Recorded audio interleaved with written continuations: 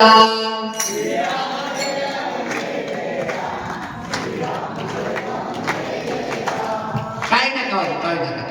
आवाज आपल्याला टेस्ट करायचा. श्रीराम राम जय जय राम, श्रीराम जय राम जय जय राम.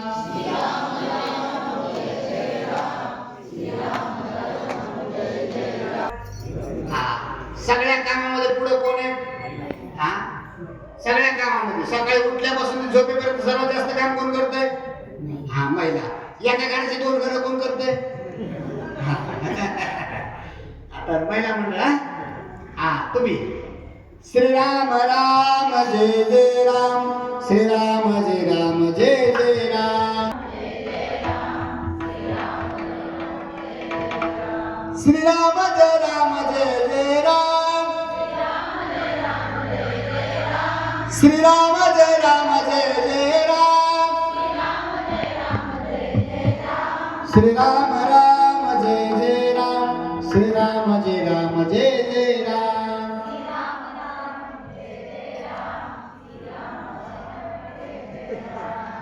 एवढं मावशी मध्ये त्यांचं घरही माहिती पण मला नाव आठवण. घर माहिती. वयस्कर मावशी चष्मा घालून बसलेली.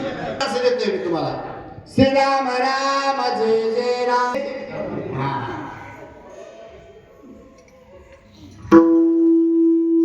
ज्ञानदेव तुकाराम, ज्ञानदेव तुकाराम,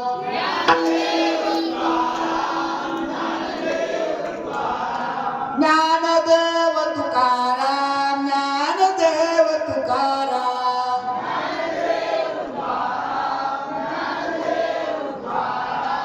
ज्ञानदेव तुकाराम, ज्ञानदेव तुकाराम.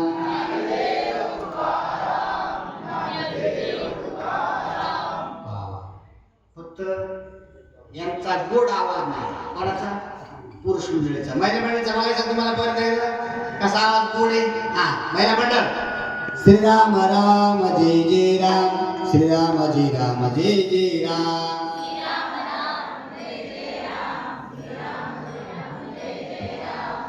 कशामुळे गोड आवाज? या गुटखा खात नाही, तंबाखू खात नाही, गांजा उडीत नाही, दारू पित नाही.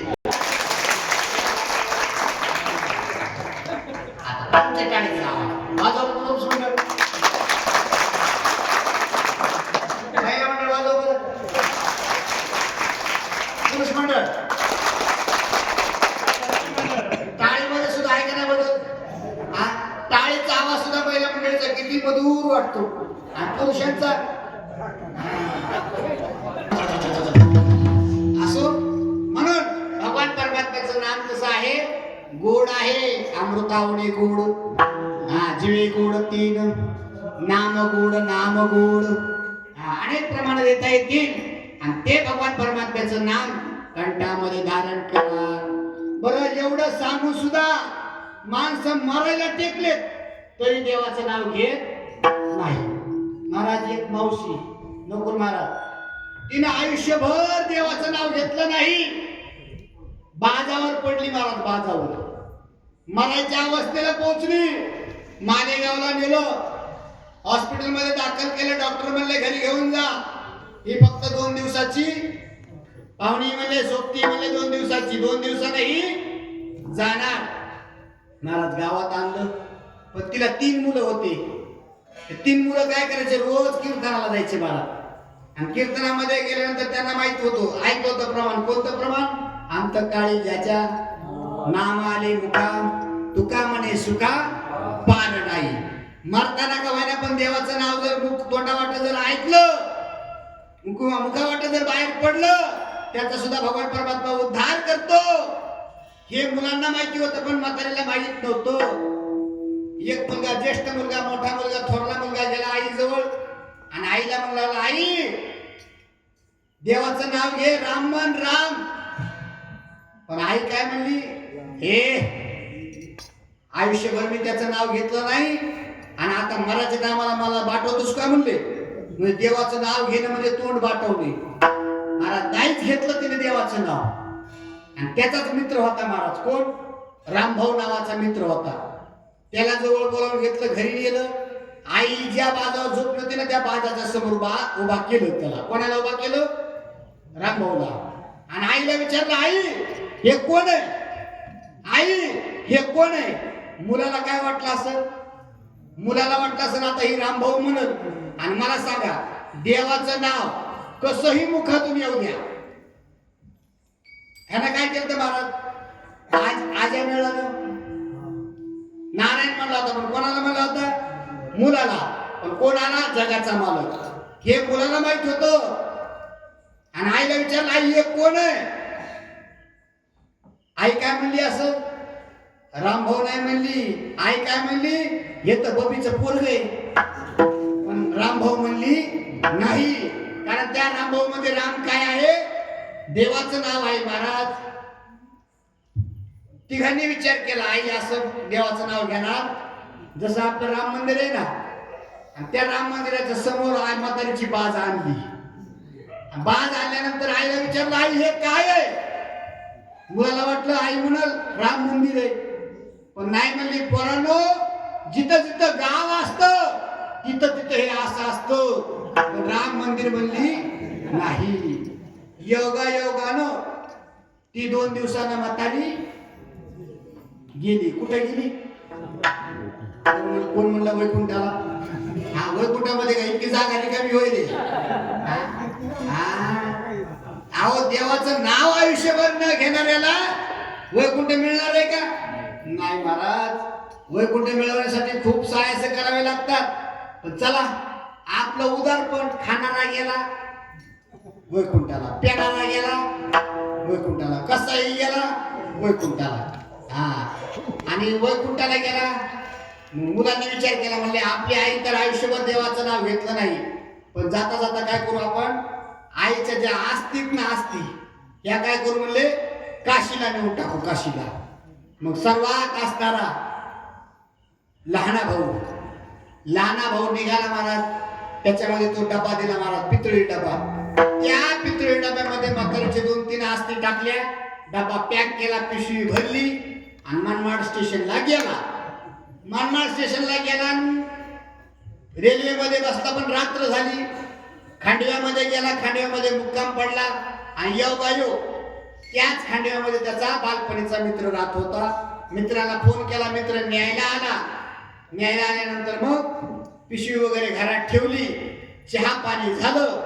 स्वयंपाक होईपर्यंत मित्र म्हणला, चला आपण फिरून येऊ. आणि दोघं फिरायला बाहेर गेले. पण ज्या मित्राच्या घरी उतरला होता ना, पिशवी ठेवली होती ना, त्या मित्राच्या बायकोला एक वाईट सवय होती. काय वाईट सवय? आलेल्या पाहुण्याच्या पिशव्या उचकायची सवय होती. महाराज पिशव्या उचकल्या, काय दिसलं नाही, फक्त डबा दिसला. आणि डब्यात काय होते? हाड होते, हाड. तिने कपाळाला हात मारला, म्हणजे काय पाहुणा मूर्ख आहे, हा वाटाणा ढाब्यावर खाल्लंय आणि हाड डब्यात भरले. उचलला डबा, त्याला पालता महाराज कुठं गटारीमध्ये. पुन्हा डब्याचं टोपण लावलं, ठेवलं. दुसऱ्या दिवशी हा उठला, काशीमध्ये पोहोचला. ब्राह्मणाजवळ तो डबा टेकवला. विधी वगैरे सुरू झाला, विधी पूर्ण झाला. आणि ब्राह्मण काका काय म्हणले? सोडा म्हणले आस्ती गंगेमध्ये. आस्ती गंगेमध्ये सोडा म्हणल्यानंतर महाराज डबा घेतला हातामध्ये, टोपण उघडलं. कुठे महाराज? डब्यात म्हातारी. डब्यातून म्हातारी गायब. पुन्हा घरी आला आणि मोठ्या भावाला सांगितलं, दादा विधी वगैरे सगळं झाला, पण आस्ती गंगेमध्ये गेल्या नाही. मोठा भाऊ म्हणला, मला माहिती म्हातारी तशी काशीला जाणार. म्हातारीची तशी काशी, तशी काशीला म्हातारी जाणार नाही. मग काय केलं? सगळे तिघा भावांच्या बायका, लेकरं सगळ्यांनी गाडीच केली, क्रुझर गाडी केली. आणि म्हातारीची अंत्यविधी करण्यासाठी, आस्ती विसर्जन करण्यासाठी काशीला गेले. गेल्यानंतर तिथं विधी वगैरे केला. विधी वगैरे केल्यानंतर मग मोठ्या भावाने ती डबी असते बघा, स्टीलची डबी बारकी असते ना डबी. पहिले माणसं चुन्याला वापरायची. चुन्याला तमाक खाणाऱ्याला माहित असेल की बाबा, आहे का नाही? चुन्याला डबी वापरायची बरं का आनंदराव. चुन्याची डबी एवढी अशी असायची स्टीलची. त्याच्यात त्याने एक हाडू म्हातारीचं डब्यात भरलं होतं. तो म्हणला, टोपण उघडा. जसं पितळी डब्यातून म्हातारी गायब झाली ना, तशी याच्यातूनही म्हातारी गायब होईल. मग मोठ्याने काय केलं, तशीच डबी गंगेत सोडून दिली, गंगेत. आणि या तिघा भावाच्या बायका खाली स्नान करत होत्या. हा, त्याच्यापैकी धाकट्याची जी होती ना सगळ्यात लहानी, ती जास्त पाण्यामध्ये गेली आणि ती डबी वाहत वाहत वाहत वाहत तिच्या जवळ आली. तिने असं इकडं पाहिलं, इकडं पाहिलं. दोघी पाण्यामध्ये स्नान करण्यासाठी व्यस्त होत्या. तिला ती डबी दिसली, तिने ती डबी धरली, पर्स मध्ये ठेवून दिली. पुन्हा सगळे घरी आले, स्वयंपाक सुरू झाला. महाराज 14व्याचा पंक्ती बसल्या आणि या तिघी गप्पा मारत होत्या, तिघी जणी. मोठीला विचारलं, तू काय केलं काशीमध्ये? ती म्हणली, मी विश्वनाथाचं दर्शन केलं. मधीला विचारलं, तू काय केलं? ती म्हणली, मी सर्व 84 घाट असताना त्या घाटांचं दर्शन घेतलं. सगळ्यात लहानी होती ना, तिला विचारलं, तू काय केलंस काशीमध्ये? ती म्हणले, मी काशीमध्ये स्नान करत असताना मला गंगेने प्रसाद दिला. म्हणजे प्रसाद. कोणता प्रसाद? मोठी मुलीने विचारलं, कोणता प्रसाद? आण बरं तो. तिने ती पर्स आणली आणि त्या पर्स मध्ये तिने ती स्टीलची डबी काढली आणि तिने मोठीने कपाळाला हात मारला आणि ती डबी घेऊन जिथं पंक्ती बसल्या होत्या ना, मालकापाशी आली. म्हणली, मालक, पंक्ती थांबवा, पंक्ती थांबवा. म्हातारी परत घरी आली. म्हणजे सांगायचं तात्पर्य एवढं, जर नामधारक असेल, काशीलाच काय, मन हो चंगा तो कटोत में गंगा. इथंच तेने न जावे तीर्थासी, माय बाप केवळ काशी, तेने ना जावे तीर्थासी. किंवा वाराणसी गया पाहिली द्वारका, परी नाही तुका पंढरीशी. म्हणून त्या पंढरपूरच्या पांडुरंगाचं, परमात्म्याचं नाम काय करा तुम्ही, कंठामध्ये धारण करा. नाम धरा कंठी विठोबाची.